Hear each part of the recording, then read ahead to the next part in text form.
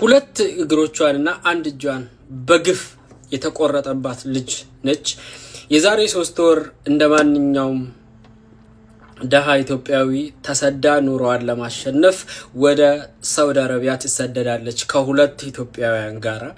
ከዛ በኋላ ዱባይ ትራንዚት ነበር በረራቸው። በዱባይ ትራንዚት አድርጎ ሳውዲ አረቢያ ይደርሳሉ። ከዛን አዙሯት ትወድቃለች። አብሯት የነበሩ ሁለት ኢትዮጵያውያኖች ይጮሃሉ። ከዛን ደላላው ሰላም ናይ አዱ ቀላብ ቻናል ተከታተልት ቤተሰብ ሀመኛኩም ለይ ደህና ዲኹም አነ ደህና እግዚአብሔር ይመስገን። አንተ አነ ሰላም ለለህዎ ሰላም ክትሆን ለይ ባዓልት ምልእት ተስፋዬ በብለለኹም ሰላም እግዚአብሔር ይብዝሕልኩም። ለቻናሌ ሐዲስ ትልኹንኩም ሰብስክራይብ በመግባር ቤተሰብ ሁኑ። ቤተሰብ ልኹንኩም ለ ያው እንትልት ለመደ ብርትታዕኹም ይፈለይኒ ካብለ ላይክ ላገበርኩም እተዩ ማለት እዩ። لنما عنتي المزاخ كله لي أو همتي أغرستي لرأنا ييو ونايز حفتنا قداي متشم ليس مع إنه كأي مثلني أما حضروا مديا بتلي بفيسبوك بتعمي يلا تزاورت عني عمالتيو نا بتعمي يو لحزن هزان قلعة هما يسمايا بزعين التعين تشكانة إيو أنا بتعمي إجاري من مريم و سو تايو بهم يا أنس ليرد كان يقول ناخلنا بالتخالنا متن دمزي نخلنا حفتنا كبري دل مالتيو لعب كوا فيديو ني يلفت فيديو كوبلكم يه ناخلنا بالتخالنا متن دمزي نخلنا حواتي معري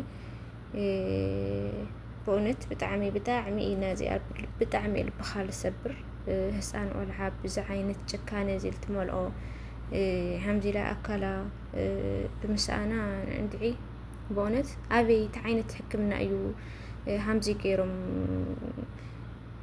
ندعي بسم الله الناس تلافت فيديو قبلكم سكع متعرش رأيكم رأيتكم وانتم مالتيو ሁለት እግሮቿንና አንድ እጇን በግፍ የተቆረጠባት ልጅ ነች።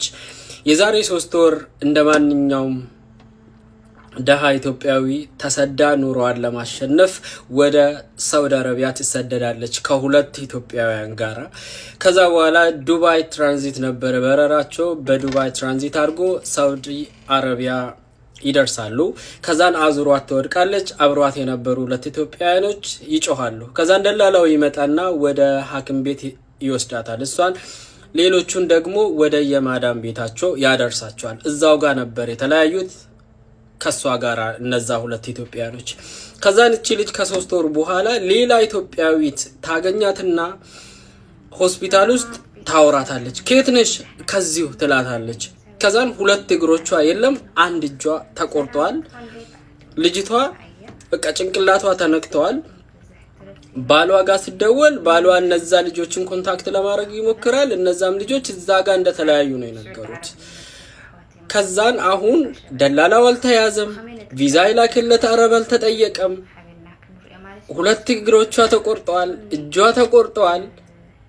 አስቡት እንግዲህ በሰላም ከቤተሰቦቿ ተለይታ ተርቼ ለወጣለሁ ነገ ሰው ሆናለሁ ብላ ያላትንም በሙሉ አታነች ያለችው እና ወደ ሀገር ለማስገባትም እንዲሁም ደግሞ እነዛን ሰዎች ለማስያዝም የናንተ ርብርብ የኢትዮጵያኖች ርብርብ ያስፈልጋል። እባካችሁን ኮፒ ሊንክ ሼር አድርጉ፣ ለህዝብ አድርሱ።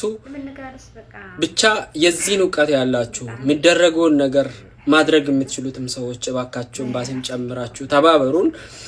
ይህቺ ልጅ ነች። ይሄ አሁን ምን ይደረጋል? ለምን እንደተቆረጠባት ስትጠየቅ አታውቅም። አላውቅም ለምን እንደቆረጡብኝ ትላለች። በቃ እኔ ቪዲዮን ሳይ አልቻልኩም። በጣም አንጀት ትበላለች። እግሯ ተቆርጣ ነው ያገኘችው። አንድ እጇ አይሰራም። ራሷን ያገኘችው ሆስፒታል ውስጥ ነው።